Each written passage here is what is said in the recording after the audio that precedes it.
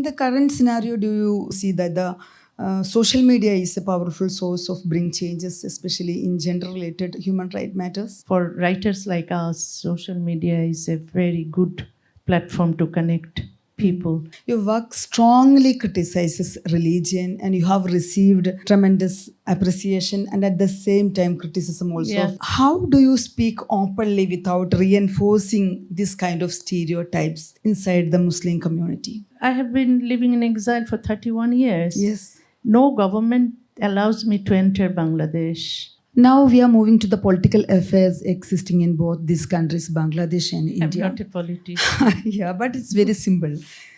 Across the South Asia, including Bangladesh and India, the critics are saying they are noticing the space of dissent is decreasing in both India and Bangladesh. Then, madam, as a writer in exile, how do you compare the current climate of both these countries in the matter of freedom of expression? I think it's not comparable even in Bangladesh.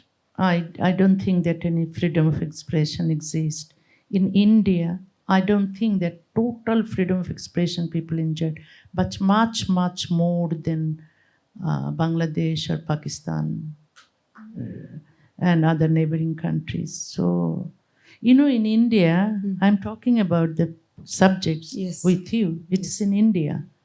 It is not possible. You cannot imagine that it will be, that we are talking about these subjects in Bangladesh or Pakistan. So India is much, much better about freedom of expression than those neighboring countries. Okay. Like both India and Bangladesh were founded on different versions of secularism. And yet religion seems to be playing a crucial role nowadays. Even in between these values, religions are playing a crucial role by interfering the all spheres of human life. And do you see it's a temporary phase or a deep-rooted transformation in both these countries? Instead of secularism, both countries were founded on the base of secularism, different versions of secularism. But nowadays in India and Bangladesh also, religion plays a crucial secularism role. in Indian subcontinent is defined differently. Actual secularism is without religion. Without religion. Without religion. Not consider all religion equally. And then you have to consider all the barbarism of all religions equally. No. Without religion. It's the meaning of secularism is that without religion. When we say that state is secular in Europe or in America, it means that state has nothing to do with religion. So state must be separated from religion. It's called secularism. Okay? And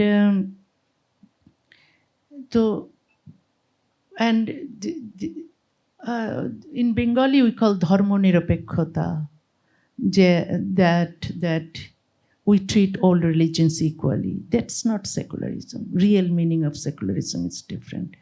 But we can call it dharma nirapekkota, and I don't know what is in Hindi or Malayalam.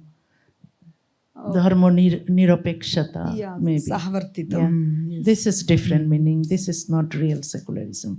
But anyway, so what I think that, I cannot accept the partition because it was based on religion, And afterwards what India got?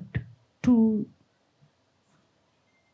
fundamentalist countries. Okay. So it was better that if India was not divided, that Indian Muslims are much better. They are in better position, I think, that they are not extremists. They are Muslims who practice their religion, but the idea of extremism is very strong in Bangladesh and Pakistan. So I think if India was not divided, that Bangladesh and Pakistani Muslim would be like present Indian Muslims. Okay. A centralized leadership is functioning both in Bangladesh and India. Rather than the regional, local leadership, centralized politics is becoming strengthening. How these centralized politics influence our day-to-day life, whether it is strengthen our governance or weaken our democracy, or checks and balances will be weakened. What do you think? I'm not a politician. It's a textbook questions like.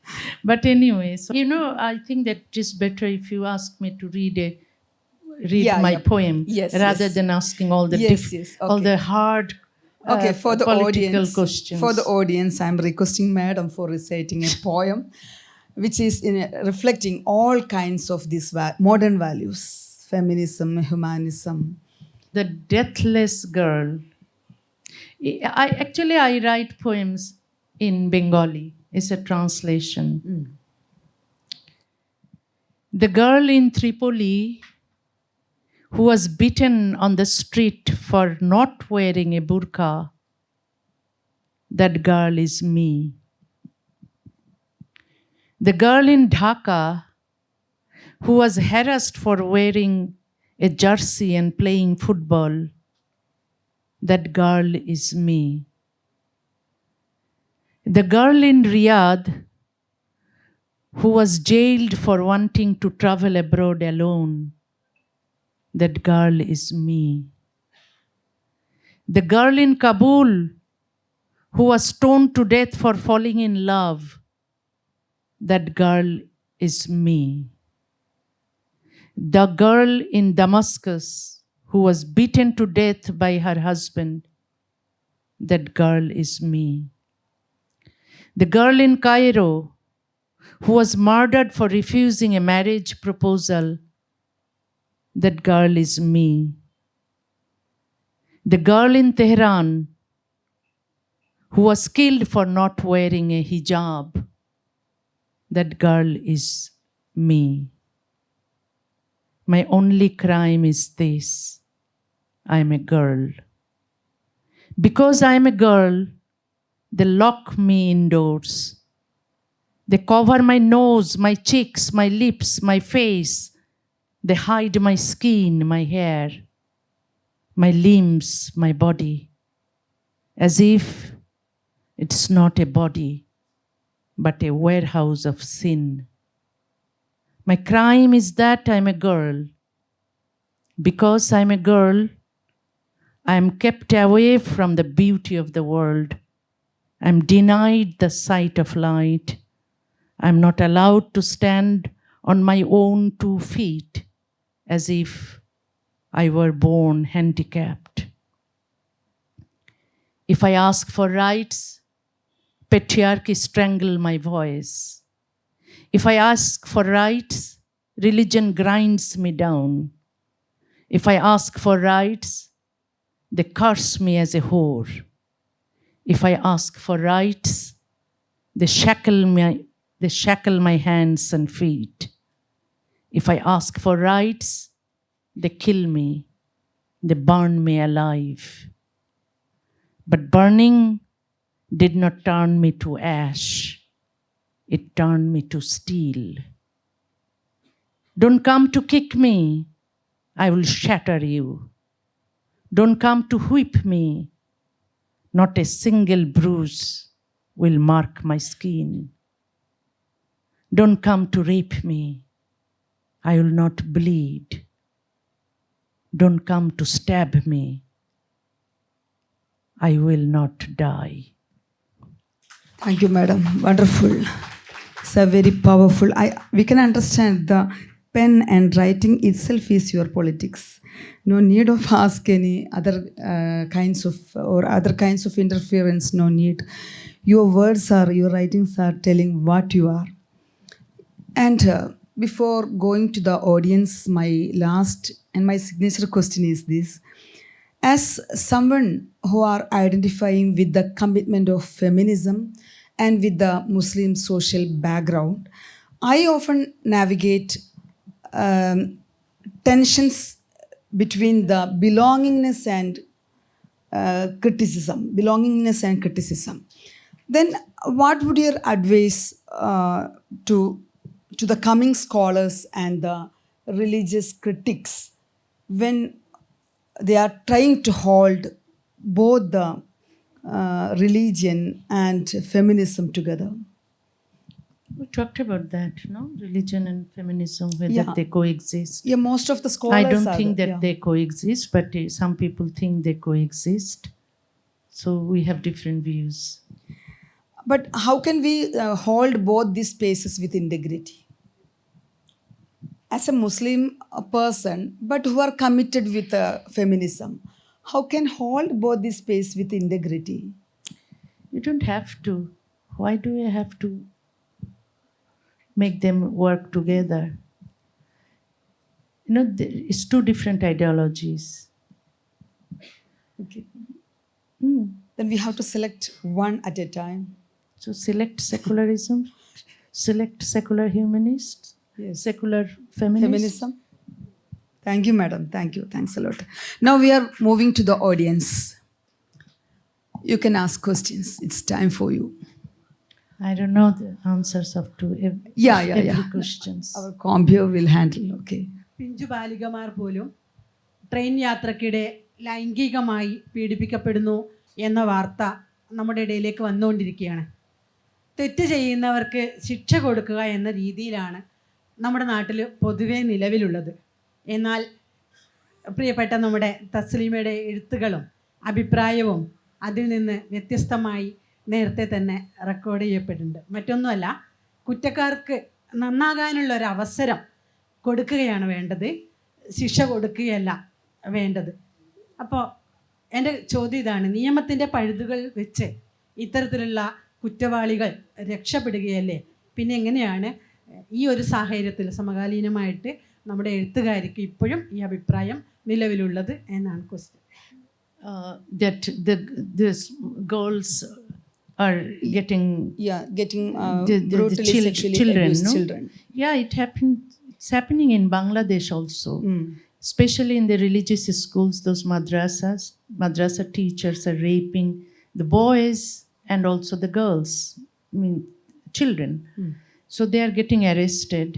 Of course, I think that they should be punished, but I'm against death penalty. Death penalty. She's against death penalty.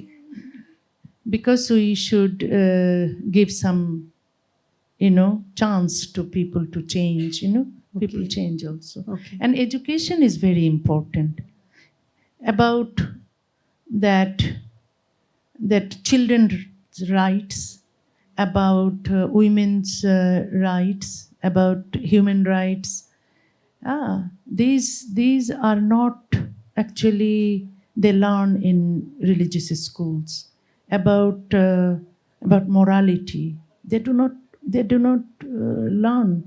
So that we see that the men are raping children. Where is the morality? So I think that in secular schools, that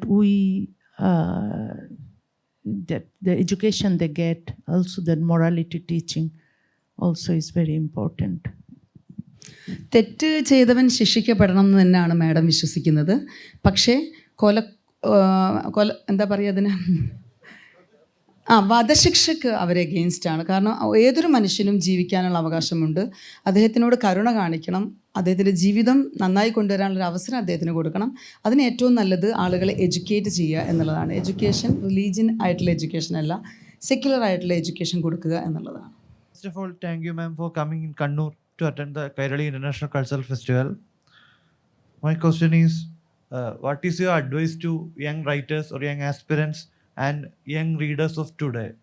Is there any advice from your experience? Yeah, yesterday actually I said about it, that my advice to young writers, that mainly that don't compromise and write whatever you feel like writing. And I normally do not like to advise, what they feel. If you are a young writer, you cannot follow the advice of other people. If you should write whatever you feel like writing. I think that's important, what your feelings, what you believe in, So what I did, I have I have written what I felt, and also what I experienced. This is very important. The people should not write if something that they didn't experience. But other writers can have other different views. But my views are that write what you feel and also write what you experience. And I never compromised with any extremist idea or the existing system. So if you think that existing system is not good enough, then you should protest against that without fear. The problem is that many people, even the writers, they cannot write because of fear. So I think that I prefer, the fearless people that do not fear against, if you want to criticize the systems, or if you want to be critical even of things that then maybe you would be attacked afterwards, you'd be hated, or you'd be very, punished, but still don't stop yourself. Continue what you feel and what you believe in. എൻ്റെ ചോദ്യം, സ്വന്തം ദേശത്ത് നിന്ന് പലായനം ചെയ്യേണ്ടി വന്ന എഴുത്തുകാരിയാണ് താങ്കൾ. ഇപ്പോൾ ജന്മദേശം നോക്കുമ്പോൾ എന്താണ് മാമിന് തോന്നുന്ന വികാരം? Yeah, it is it is not anymore. I know it was not good either before, but it is a very bad situation now. So much fanaticism, jihadism, rule supreme, I think. Then government cannot control. Mob violence, women's oppression, and women hardly enjoy any freedom. And when Dr. Yunus came to power, he actually encouraged those fanatics to grow. Already they were there, and they had the right, they got the right to do whatever they like to do. The mob violence, many people were the victim of mob violence. It's not a very good situation, and I dreamt to go back to my country, but now I cannot. I imagine that it will never be possible in my lifetime.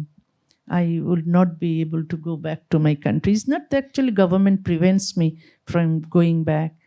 So I have to be outside my country all my life.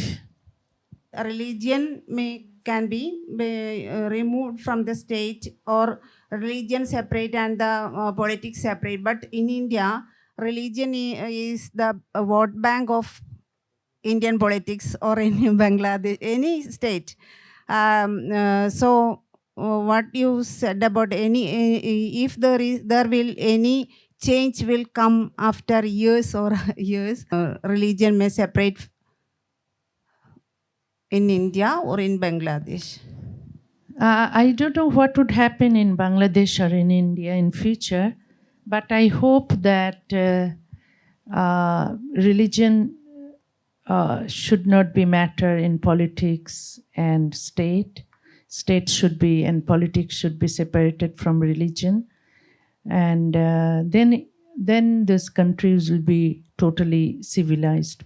Because if religion is a matter for vote bank, I don't consider this politics as very civilized politics. But we are getting civilized day by day, so I am not pessimist.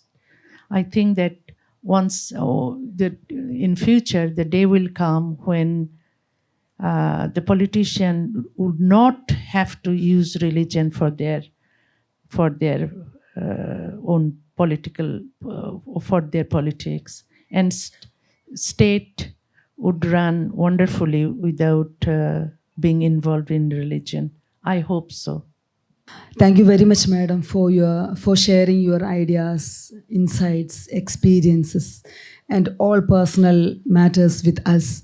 Definitely, I know this conversation reflects a lot of glimpses on the matters like feminism, identity politics, and freedom of expression. I wish you all success and all best for continuing your works in the new literary world. And I extend my sincere thanks to the audience also for your patience listening and apt interfering in between the session. And I wish all of you for reflecting the glimpses of conversation in your personal life and and manifest yourself in a unique way. Thank you very much for the coordinators also. Thank you.